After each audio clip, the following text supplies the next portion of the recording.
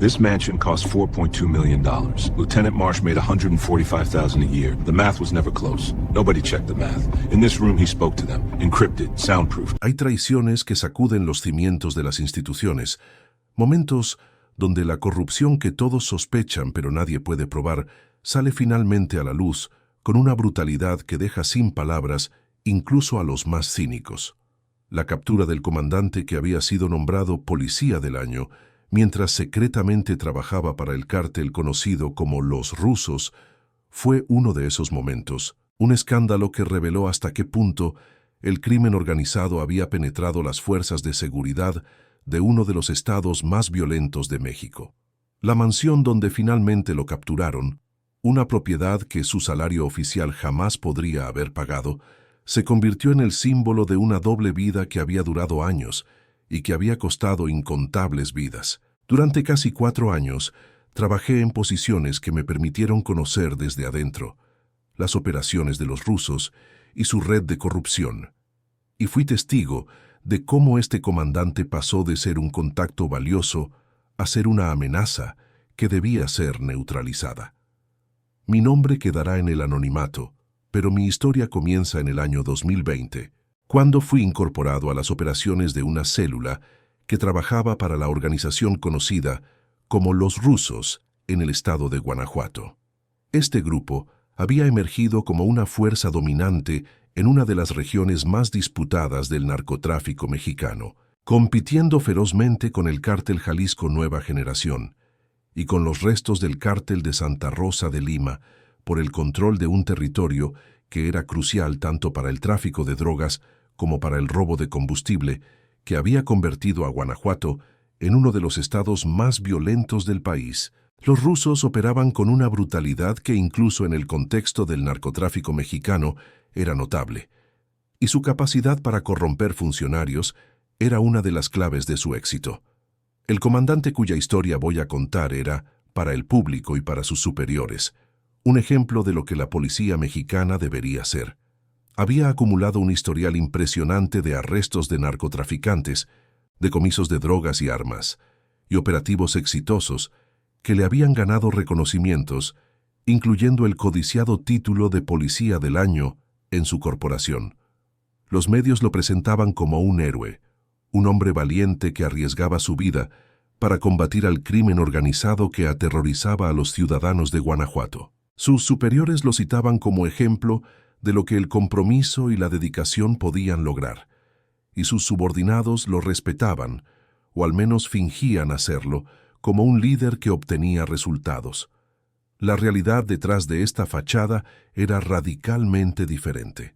El comandante había sido reclutado por los rusos años antes de recibir sus reconocimientos, en un momento de su carrera cuando las deudas se acumulaban y las tentaciones del dinero fácil se volvían irresistibles.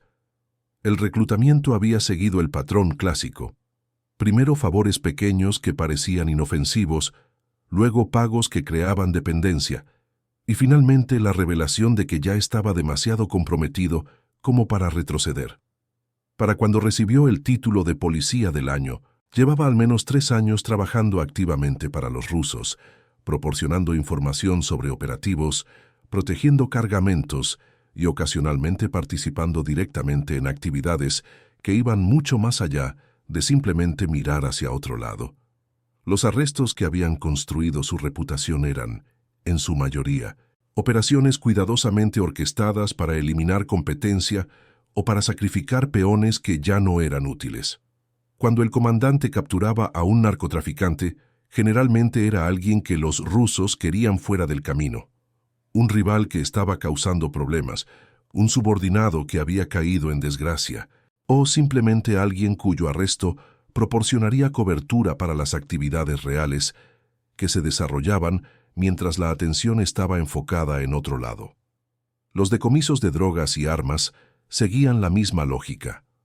Eran pérdidas calculadas que los rusos estaban dispuestos a asumir a cambio de la credibilidad que proporcionaban a su activo más valioso dentro de las fuerzas de seguridad. La mansión donde eventualmente sería capturado estaba ubicada en una zona residencial exclusiva, en las afueras de León, en un fraccionamiento donde vivían empresarios exitosos, profesionales prósperos y otros funcionarios cuyas fortunas también excedían lo que sus salarios oficiales podrían explicar. La propiedad ocupaba aproximadamente 800 metros cuadrados de terreno, con una construcción de unos 500 metros cuadrados distribuidos en 2 niveles más, un sótano que el comandante había añadido durante una renovación que oficialmente nunca ocurrió. Desde afuera, parecía simplemente el hogar de alguien que había tenido éxito en los negocios. Por dentro, revelaba el nivel de riqueza que solo la corrupción a gran escala podía proporcionar. El diseño exterior de la mansión seguía un estilo contemporáneo que era popular en los fraccionamientos de alto nivel de la región: líneas limpias, grandes ventanales con vidrios polarizados y una combinación de cantera y estuco que le daba un aspecto elegante sin ser ostentoso. Había un jardín frontal con césped perfectamente mantenido y árboles ornamentales que proporcionaban privacidad desde la calle, y un estacionamiento techado con capacidad para 4 vehículos donde el comandante guardaba una colección que incluía camionetas de lujo que su salario de policía jamás podría haber financiado. La entrada principal tenía una puerta de madera maciza con herrajes de bronce, y había un sistema de seguridad que incluía cámaras, sensores de movimiento y una conexión directa con una empresa de monitoreo que, irónicamente, también tenía contratos con los rusos. El primer nivel de la mansión incluía las áreas sociales que el comandante utilizaba para proyectar una imagen de éxito legítimo. Había un amplio salón con pisos de mármol importado y techos de doble altura, amueblado con sofás de cuero italiano y obras de arte que probablemente eran copias, pero que impresionaban a quienes no sabían distinguir. El comedor formal podía sentar a 12 personas alrededor de una mesa de caoba maciza, con una lámpara de cristal que colgaba sobre el centro y que el comandante afirmaba haber comprado en un viaje a Europa que nunca había realizado. La cocina era completamente moderna, con electrodomésticos de gama alta y una isla central con cubierta de granito, donde su esposa preparaba comidas para las reuniones sociales que eran parte de mantener las apariencias. También en el primer nivel había una oficina privada donde el comandante manejaba los aspectos más sensibles de su doble vida. El cuarto tenía paredes forradas de madera oscura, un escritorio ejecutivo con computadora y estantes con libros sobre derecho y criminología que probablemente nunca había leído, pero que completaban la imagen de un profesional serio. Había una caja fuerte empotrada en la pared detrás de un cuadro, donde guardaba efectivo, documentos comprometedores y registros de las transacciones que realizaba con los rusos. Las ventanas de esta oficina tenían cortinas gruesas que garantizaban privacidad absoluta, que había un sistema de comunicación separado del teléfono familiar que utilizaba exclusivamente para contactos relacionados con sus actividades ilícitas. El segundo nivel contenía las habitaciones privadas de la familia. La suite principal ocupaba casi un tercio del piso, con un dormitorio amplio, un vestidor del tamaño de una habitación normal y un baño con jacuzzi, regadera de vapor y acabados de mármol que habían costado más que el salario anual de la mayoría de los policías que servían bajo su mando. Había también habitaciones para los hijos del comandante, jóvenes que crecían en un lujo que sus compañeros de escuela envidiaban sin saber de dónde provenía realmente. Y había una sala de entretenimiento con pantalla grande, sistema de sonido y una colección de películas y videojuegos que mantenía a la familia ocupada, mientras el comandante atendía llamadas que no podían ser escuchadas. El sótano era donde la mansión revelaba más claramente su conexión con el mundo criminal. Accesible a través de una puerta oculta en un armario del primer piso, el nivel subterráneo había sido construido sin permisos y sin aparecer en ningún plano oficial de la propiedad. Contenía una habitación segura donde el comandante podía refugiarse si alguna vez las cosas se complicaban, equipada con provisiones para varios días, comunicaciones independientes y una salida de emergencia que conectaba con el jardín trasero. Había también espacio de almacenamiento donde ocasionalmente se guardaban cosas que no podían estar en ningún otro lugar, armas que no estaban registradas, efectivo en cantidades que no podían ser depositadas en bancos y ocasionalmente paquetes cuyo contenido prefiero no especificar. La construcción del sótano había sido un proyecto que el comandante había supervisado personalmente, contratando trabajadores de fuera de la ciudad que no tenían conexiones locales y que fueron generosamente compensados por su discreción. El trabajo se realizó durante una supuesta renovación de la propiedad que proporcionó cobertura para la actividad de construcción, y los planos oficiales nunca fueron actualizados para reflejar la existencia del nivel subterráneo. Esta precaución era típica de la mentalidad del comandante, que entendía que la supervivencia en su doble vida dependía de mantener secretos, incluso de quienes creían conocerlo bien. La habitación segura del sótano estaba equipada con tecnología que reflejaba la paranoia justificada del comandante. Había paredes reforzadas con acero que resistirían disparos de armas convencionales, una puerta blindada con cerraduras múltiples que solo él conocía cómo operar, y un sistema de ventilación independiente que permitiría respirar incluso si el resto de la casa estuviera en llamas o llena de gas. Había provisiones para varios días: agua embotellada, alimentos enlatados, medicamentos básicos y otros suministros que permitirían sobrevivir un asedio. Y había comunicaciones que incluían un teléfono satelital y radios que operaban en frecuencias que no eran monitoreadas por las autoridades convencionales. La salida de emergencia del sótano era una obra de ingeniería que había costado una pequeña fortuna, pero que el comandante consideraba esencial para su supervivencia. Un túnel de aproximadamente 20 metros conectaba el sótano con una estructura en el jardín trasero, que parecía ser simplemente un cobertizo para herramientas.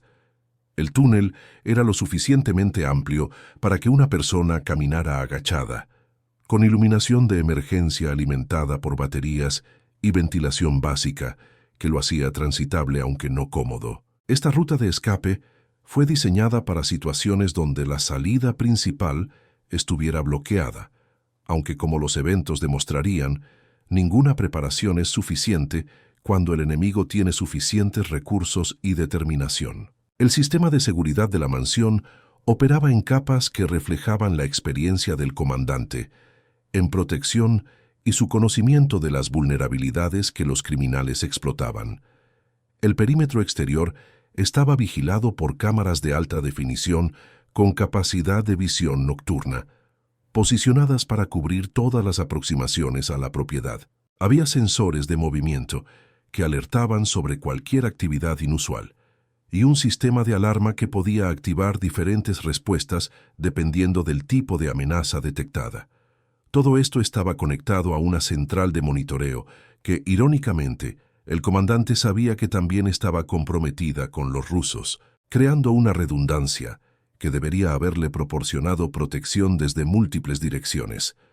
La relación entre el comandante y los rusos había evolucionado durante años, desde un arreglo transaccional hacia algo más complejo que involucraba lealtad, dependencia mutua y un conocimiento compartido que hacía imposible que cualquiera de las partes se separara fácilmente de la otra. El comandante conocía demasiado sobre las operaciones de los rusos como para que lo dejaran simplemente retirarse, y los rusos tenían suficiente evidencia de sus actividades como para destruirlo si alguna vez consideraba traicionarlos. Era un equilibrio de terror mutuo que había funcionado durante años, pero que, como todos los equilibrios de este tipo, era inherentemente inestable.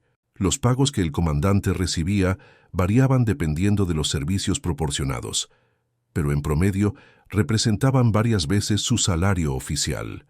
Había pagos regulares por la información de rutina, horarios de patrullas, planes de operativos, movimientos de otras agencias que pudieran afectar las operaciones de los rusos.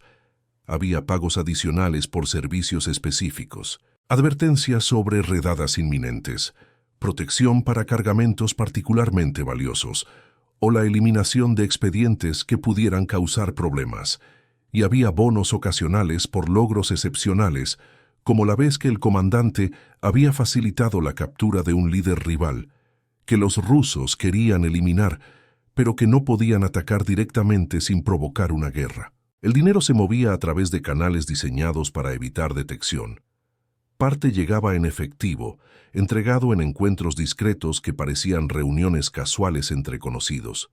Parte se canalizaba a través de negocios que servían como fachadas, empresas de servicios que facturaban por trabajos que nunca se realizaban, y parte se depositaba en cuentas en el extranjero que el comandante había establecido, utilizando identidades falsas, dinero que planeaba usar cuando llegara el momento de retirarse a algún lugar donde su pasado no pudiera alcanzarlo.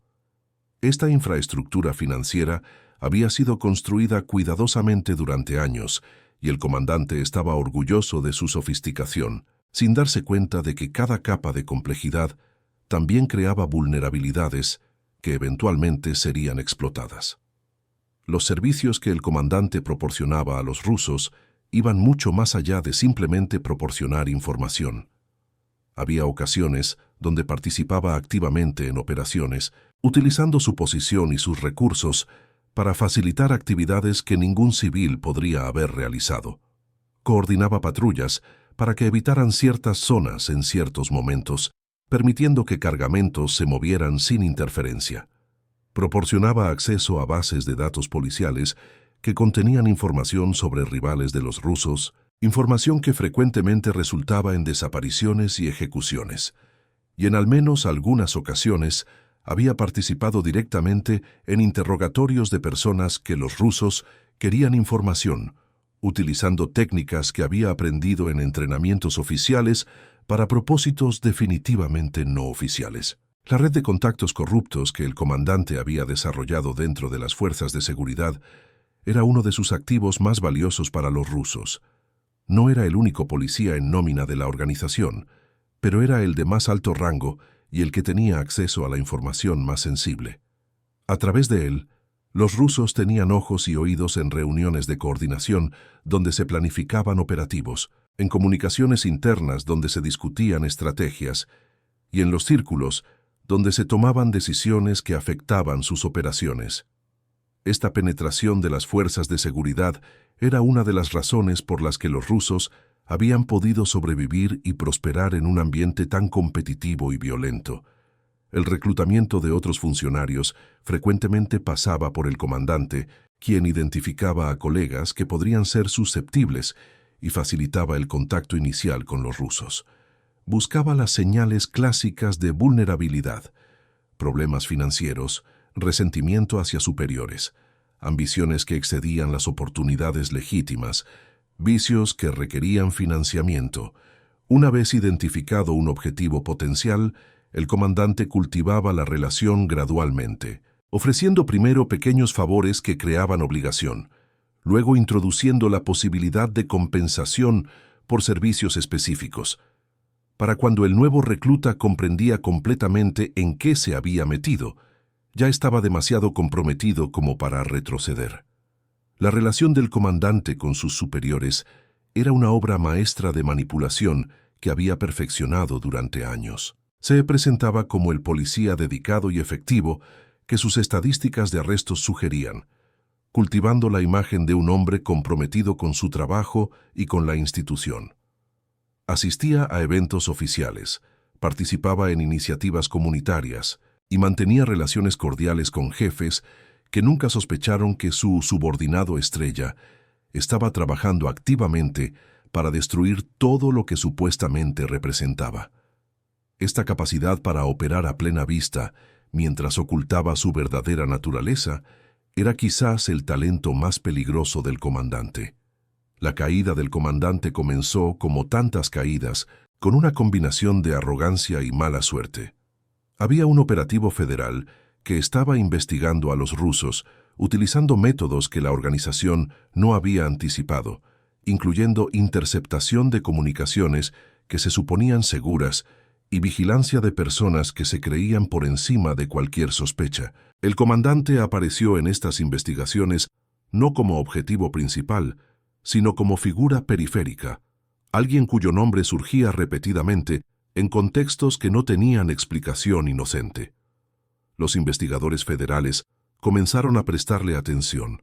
y lo que encontraron fue suficiente para justificar una investigación más profunda. La evidencia se acumuló durante meses, mientras el comandante continuaba su doble vida sin saber que estaba siendo observado. Había grabaciones de conversaciones donde discutía operaciones con contactos de los rusos, imágenes de vigilancia que lo mostraban en lugares donde no tenía razón legítima para estar, y registros financieros que revelaban un patrón de ingresos imposible de explicar con su salario oficial.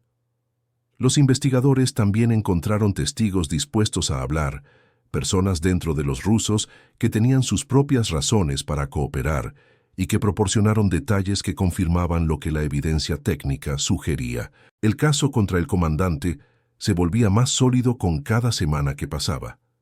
La decisión de arrestarlo en su mansión fue tomada deliberadamente para maximizar el impacto público y para asegurar que no tuviera oportunidad de destruir evidencia o escapar.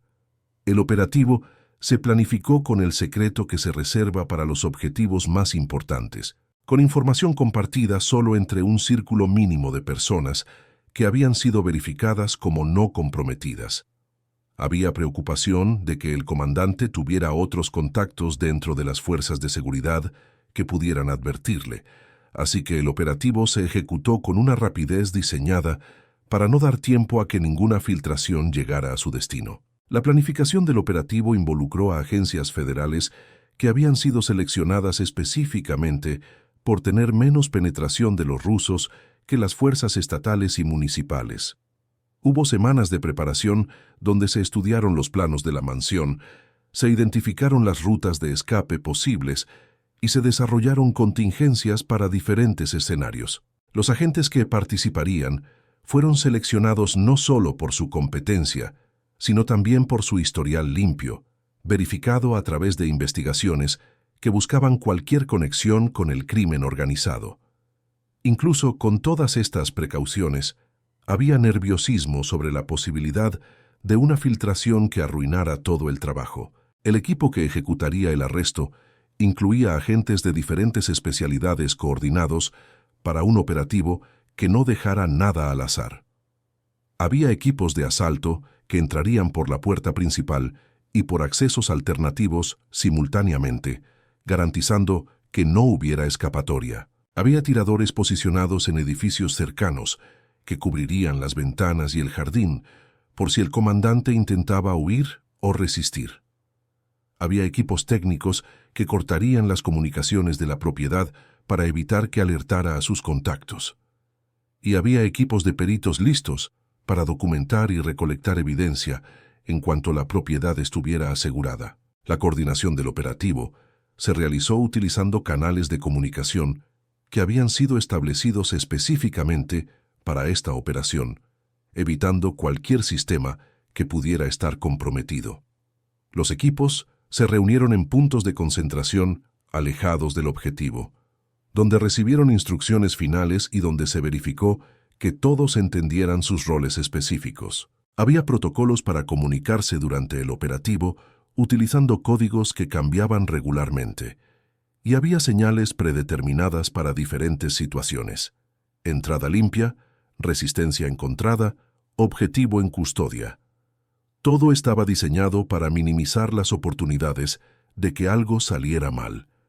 Las horas previas al operativo fueron de tensión extrema para quienes participaban. Había la adrenalina que siempre acompaña a este tipo de operaciones, pero también preocupaciones específicas sobre enfrentar a alguien que conocía todas las tácticas que se usarían contra él y que tenía acceso a recursos que la mayoría de los objetivos no tenía.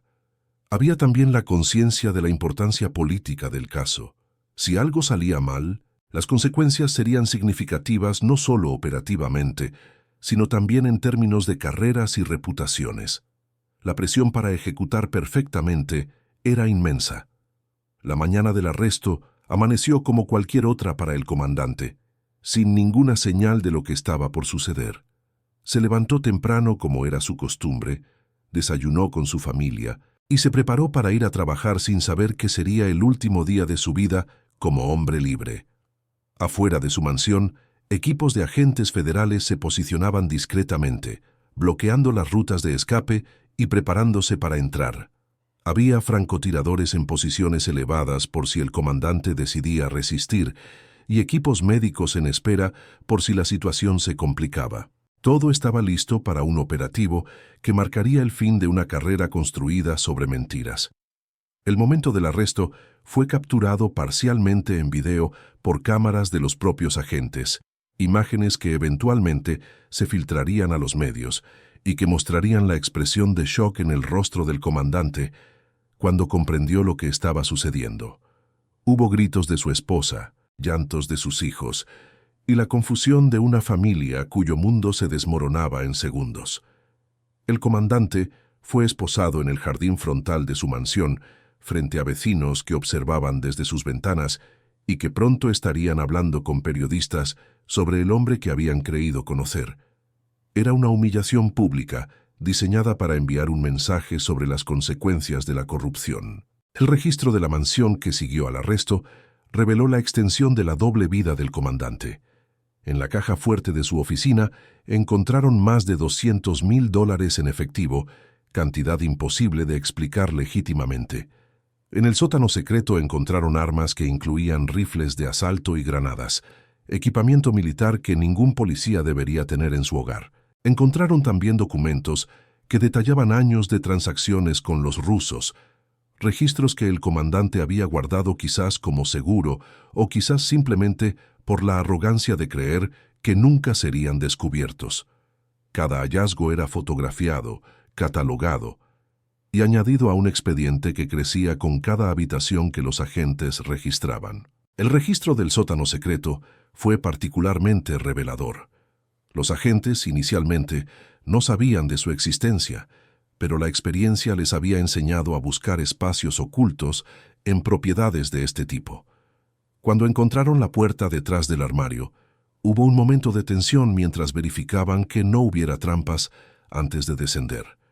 Lo que encontraron abajo superó sus expectativas. La habitación segura con sus provisiones y sistemas de comunicación, las armas que incluían equipo militar que debería haber estado en arsenales gubernamentales, y los documentos que el comandante había guardado como seguro y que ahora servirían como evidencia irrefutable de su traición.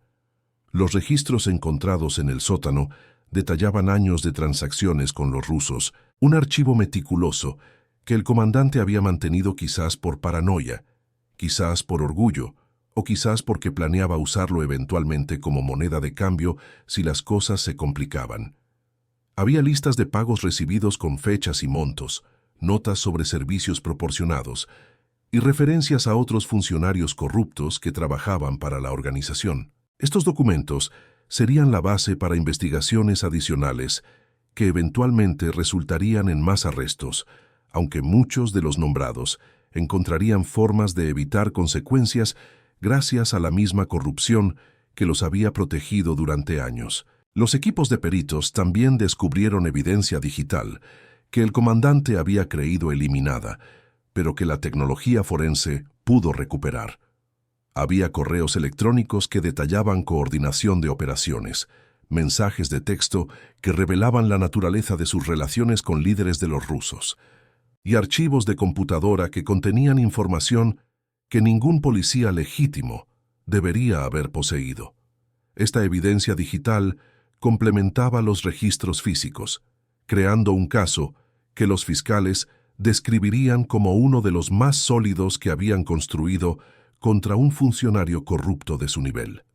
La esposa del comandante fue interrogada extensivamente en los días siguientes al arresto, aunque su participación en las actividades de su marido nunca fue completamente establecida. Ella mantenía que no sabía nada, que creía que el dinero provenía de inversiones legítimas que su esposo había hecho, y que nunca había cuestionado un estilo de vida que claramente excedía lo que su salario oficial podría proporcionar. Esta ignorancia podía ser genuina o cuidadosamente cultivada, pero los fiscales decidieron que no tenían suficiente evidencia para procesarla. Quedó libre pero destruida, su vida anterior evaporada junto con todos los activos que habían sido confiscados. La reacción pública al arresto fue de indignación mezclada con un cinismo que reflejaba décadas de escándalos similares. Hubo titulares que contrastaban el título de Policía del Año con las acusaciones de trabajar para el narcotráfico, editoriales que cuestionaban cómo había sido posible que alguien tan corrupto llegara tan lejos sin ser detectado, y declaraciones de funcionarios que prometían investigaciones exhaustivas y reformas profundas que probablemente nunca se materializarían.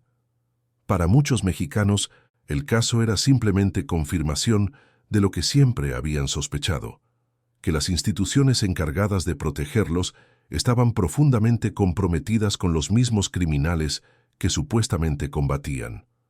Dentro de los rusos, el arresto del comandante generó una crisis que requirió respuestas inmediatas. Había preocupación sobre qué información podría proporcionar a cambio de un trato favorable, qué operaciones podrían estar comprometidas y qué otros contactos dentro de las fuerzas de seguridad podrían ser identificados a partir de lo que él sabía. Hubo reuniones de emergencia donde se discutieron opciones que iban desde intentar silenciarlo permanentemente hasta activar planes de contingencia para proteger los activos más valiosos de la organización.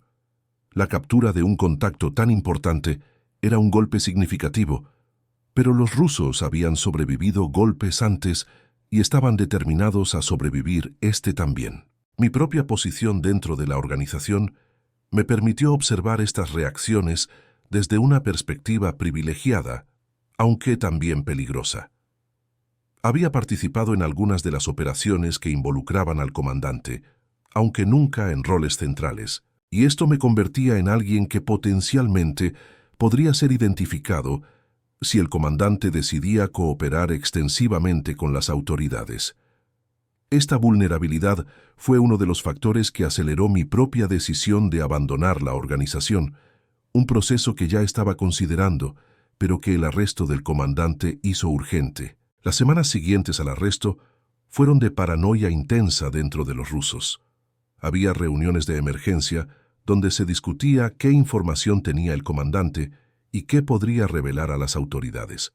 Había listas de personas que podrían estar comprometidas, incluyendo otros funcionarios corruptos, cuyas identidades el comandante conocía. Y había decisiones sobre cómo manejar diferentes escenarios. ¿Qué hacer si el comandante cooperaba completamente? ¿Qué hacer si intentaba negociar? ¿Qué hacer si permanecía en silencio, esperando que la organización lo ayudara a escapar las consecuencias? La opción de silenciar permanentemente al comandante fue discutida abiertamente en algunas de estas reuniones. Había quienes argumentaban que era demasiado peligroso dejarlo vivo, que inevitablemente cooperaría a cambio de una sentencia reducida, y que la única manera de proteger la organización era eliminarlo antes de que pudiera hablar. Otros argumentaban que asesinarlo en custodia federal atraería demasiada atención, que las consecuencias de tal acción podrían ser peores que las de cualquier cosa que pudiera revelar. Al final, la decisión fue esperar y ver qué hacía el comandante antes de tomar medidas drásticas. Los otros funcionarios corruptos que trabajaban para los rusos enfrentaron sus propias crisis de nervios después del arresto. Algunos intentaron distanciarse de la organización, rechazando llamadas y evitando contactos que antes habían sido rutinarios. Otros doblaron su compromiso, razonando que ahora más que nunca necesitaban la protección que la organización podía proporcionar. Y algunos simplemente huyeron, desapareciendo de sus puestos y de sus vidas, para establecerse en lugares donde esperaban que ni las autoridades ni los rusos pudieran encontrarlos. La respuesta institucional al caso del comandante fue predeciblemente insuficiente. Hubo declaraciones sobre reformas y sobre la importancia de erradicar la corrupción, pero las acciones concretas fueron limitadas. Algunos funcionarios fueron transferidos o jubilados anticipadamente, pero las estructuras que habían hecho posible la corrupción del comandante permanecieron fundamentalmente intactas. Había demasiados intereses creados, demasiadas personas en posiciones de poder que también tenían cosas que ocultar, como para que cualquier reforma genuina pudiera prosperar. El caso fue tratado como una aberración individual más que como síntoma de un problema sistémico. Mi salida de los rusos ocurrió aproximadamente 3 meses después del arresto del comandante, cuando la paranoia dentro de la organización había alcanzado niveles que hacían peligroso permanecer. Hubo purgas de personas sospechosas de ser informantes, desapariciones de quienes sabían demasiado, y un ambiente general de desconfianza que convertía cada interacción en potencialmente mortal. Aproveché una oportunidad para distanciarme gradualmente, reduciendo mi visibilidad, hasta que pude desaparecer sin que mi ausencia fuera notada inmediatamente.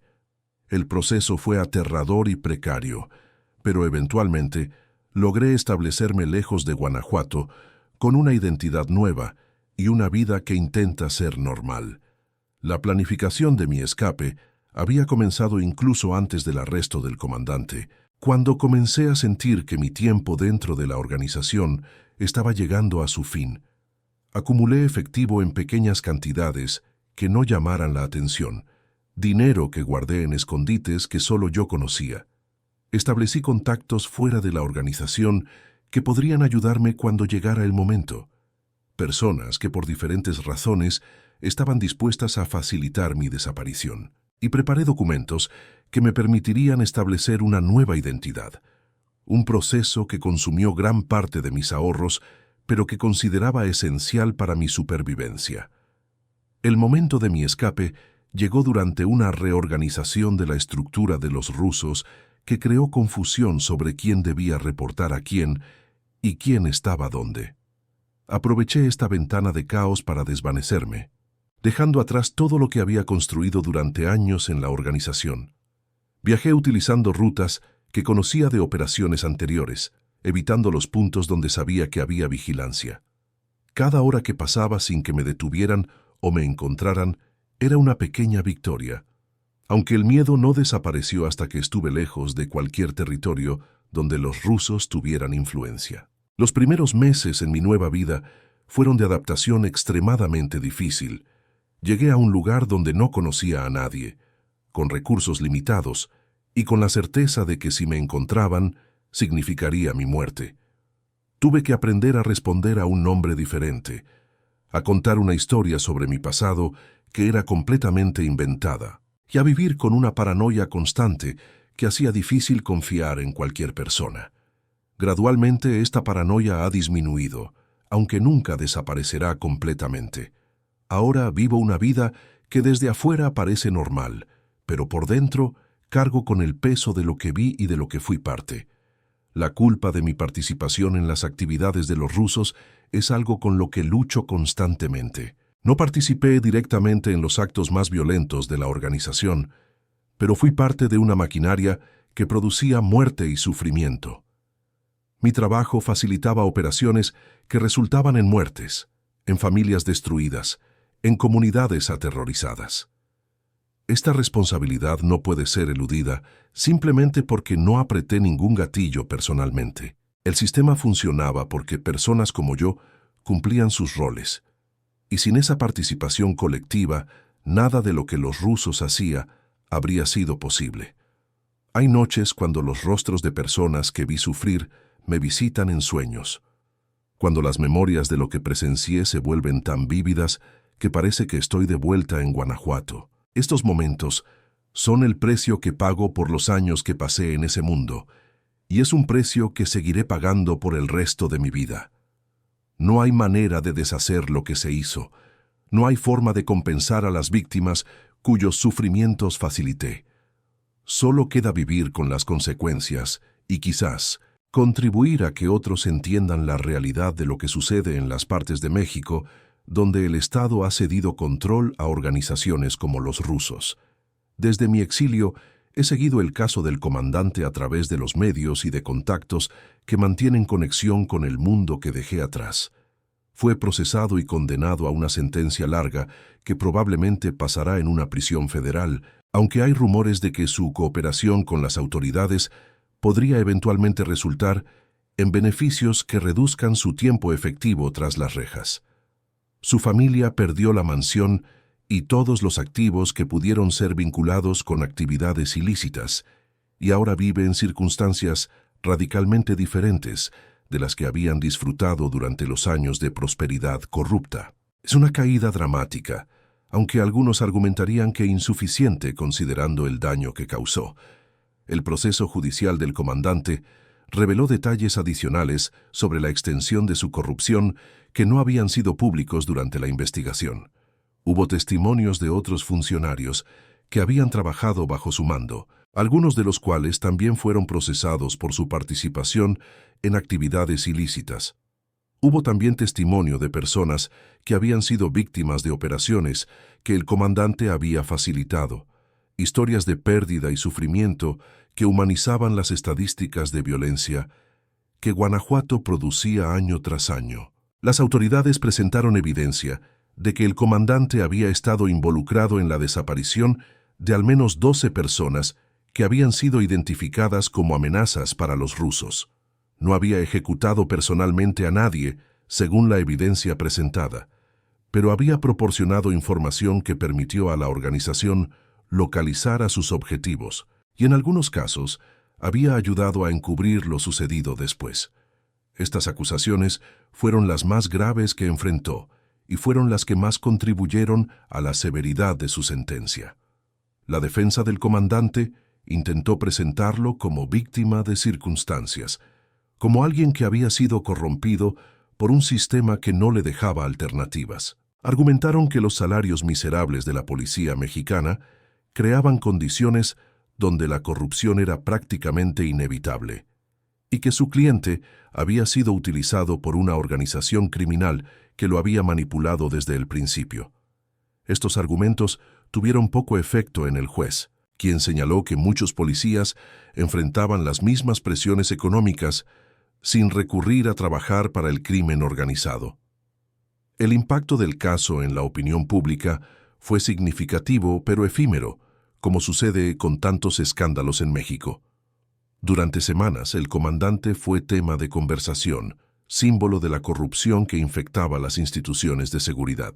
Pero eventualmente otras noticias ocuparon su lugar, otros escándalos captaron la atención, y el caso pasó a ser simplemente otro capítulo en la interminable saga de la violencia y la corrupción mexicanas. Los rusos continúan operando en Guanajuato, aunque debilitados por el arresto del comandante y por otros golpes que han sufrido en los años siguientes. Han reconstruido su red de contactos corruptos, reclutando nuevos funcionarios para reemplazar a los que fueron expuestos o que se volvieron demasiado cautelosos para continuar colaborando. El ciclo de corrupción continúa, alimentado por las mismas fuerzas que siempre lo han impulsado. Los salarios miserables de los policías, las ganancias astronómicas del narcotráfico y la impunidad que protege a quienes tienen suficiente dinero para comprar la justicia que necesitan. La mansión donde el comandante fue arrestado tiene ahora un destino diferente. Fue confiscada por el gobierno y eventualmente subastada con los fondos supuestamente destinados a programas de combate al crimen, aunque la realidad de cómo se utilizaron esos recursos es probablemente menos edificante. Nuevos propietarios viven ahora en la propiedad, quizás sin conocer completamente la historia de lo que sucedió entre esas paredes, o quizás conociéndola, pero eligiendo no pensar demasiado en ella. La mansión es ahora simplemente otra casa en un fraccionamiento exclusivo, su pasado como símbolo de corrupción gradualmente olvidado mientras nuevas historias de corrupción ocupan los titulares. Esta es la historia de la mansión donde capturaron al policía del año que trabajaba para los rusos, contada por alguien que conoció tanto al comandante como a la organización que lo corrompió. No es una historia con finales felices ni con justicia completa, solo con consecuencias parciales para algunos mientras el sistema que hizo posible la corrupción permanece fundamentalmente intacto. El comandante fue un síntoma de una enfermedad mucho más profunda, y su captura, aunque satisfactoria para quienes la presenciaron, no curó nada. Que quien lea esto entienda que detrás de cada funcionario corrupto hay un sistema que lo permite, y que mientras ese sistema exista, habrá otros comandantes esperando su turno para caer o para prosperar en la impunidad que México ofrece a quienes tienen el precio correcto.